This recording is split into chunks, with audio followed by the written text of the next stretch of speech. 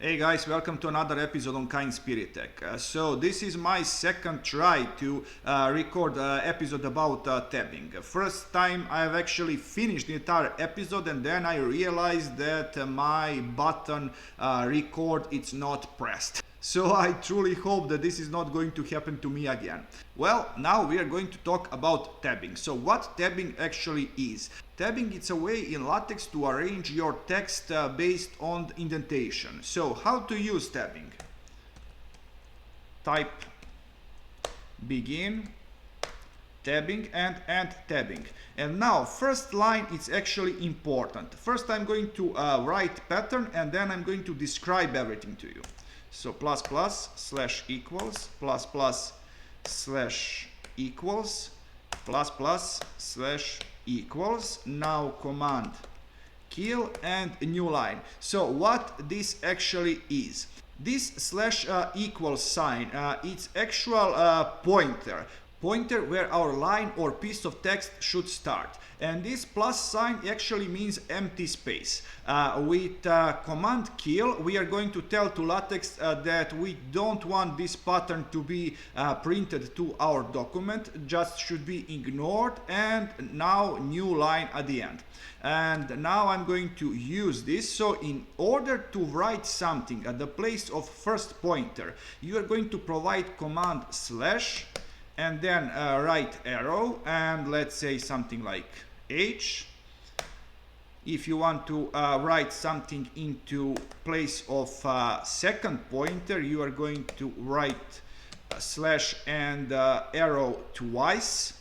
Once again H and new line, and now third pointer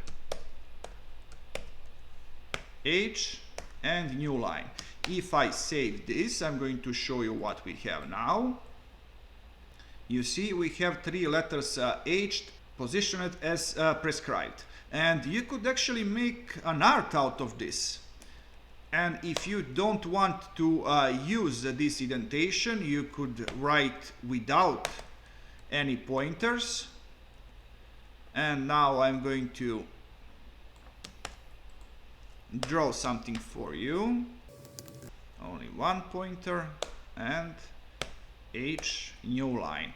I'm going to save this, and you see we have something interesting right now.